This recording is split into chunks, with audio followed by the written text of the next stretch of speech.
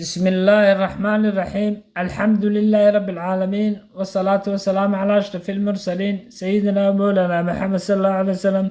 السلام عليكم ورحمة الله وبركاته. waxaan halkan ka salaamayaa dhammaan Soomaali Maxamed meel walba ay joogaan. Waxa inooga sii socon doona insha Allah gabayadii diiniga ah ee taxanaha.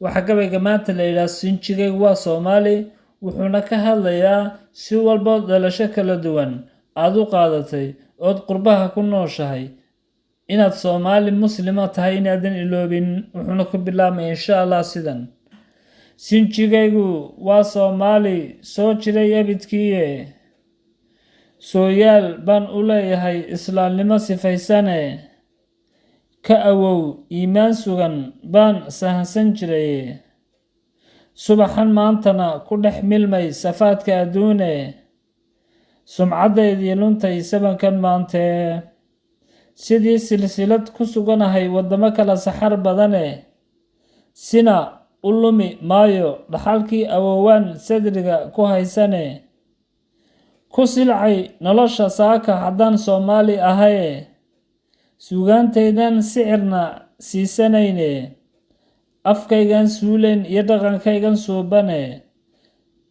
salowga adduun ku silci maaye sare ayaa la ii eegi maalin uune, muslim baan ahay kaga duwan saxaraha adduune, si walbood dhalasho kala gadisan ii suurto gashay inaan sito, saaxiib Soomaali muslimaan ahay ilaa saacadda suurta ay dhacaysee. waad mahadsantihiin dhammaantiin. waxaan leeyahay si walbood dhalasho kala duwan aad u qaadatay ha ilaabin inaad tahay muslim Soomaaliya oo waliba sinjigaagu Soomaali muslima ka awaad ku maaratay tirsato. ha iloobin weligaa insha Allah walaalayaal. والسلام عليكم ورحمة الله وبركاته.